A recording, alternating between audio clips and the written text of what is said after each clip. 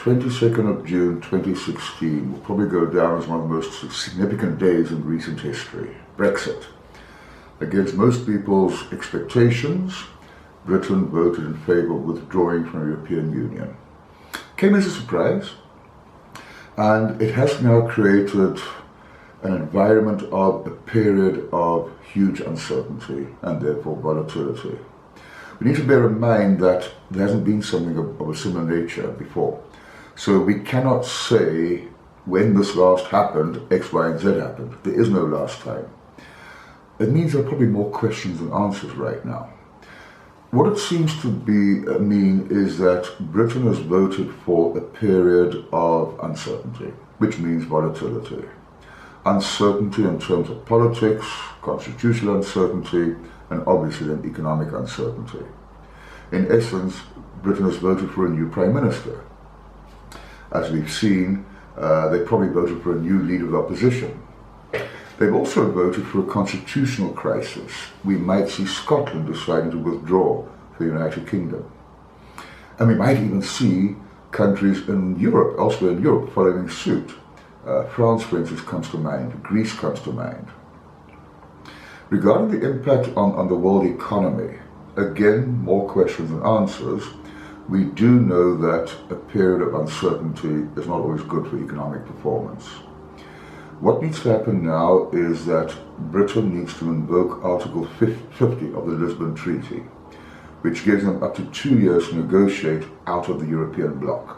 What we don't know is the terms of this negotiations. We have no idea at this stage what kind of terms they will negotiate, and indeed what it will mean for the UK and for Europe.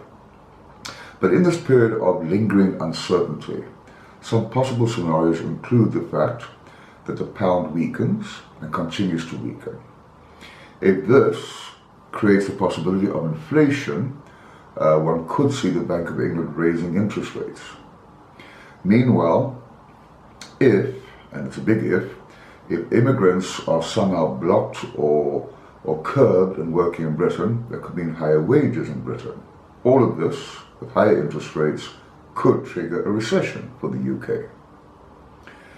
At the same time, Britain has voted for isolation as opposed to cooperation.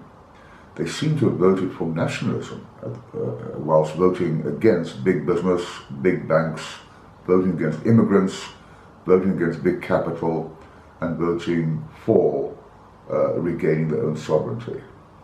The question now, of course, is what does all this mean for the rest of the world, and more particularly, what does it mean for South Africa? For the world at large, it probably means, in this period of uncertainty, economic growth, which is already shaky, might be lower, even lower than currently expected. We have seen, it's early days yet, commodity prices falling. As investors anticipate a growth slowdown, the demand for things such as coal and oil will obviously decline, but we have also seen people taking refuge in gold. This might be short-lived, but is indicative of this volatility. As far as South Africa is concerned, again, the impact will all depend upon how Britain negotiates itself out of the European bloc, what the implications are for Europe, America, and the like. But the general feeling is, given the fact that Britain is one of this country's biggest trade partners, and also one of our biggest investment partners, the outcome could be moderately negative for the South African economy. One would expect to see at least some shaving off of economic growth in South Africa. Meanwhile, and again early days yet, in this period of volatility and uncertainty, emerging market currencies are coming under pressure. Hence, we have seen in the last couple of days the exchange rate weakening. This could all change. In many ways, life for the next couple of years might not change all that much. Once again, it depends upon the nature of the negotiations, the way in which all these questions are answered. Some of the unanswered questions include, is the British Parliament obliged to implement the wishes of those who have voted against participation in the European Union?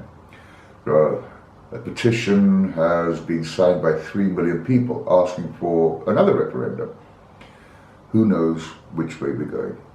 For the 25th time, one needs to stress the biggest concern is probably this uncertainty in a world which is in any case nervous, volatile and uncertain.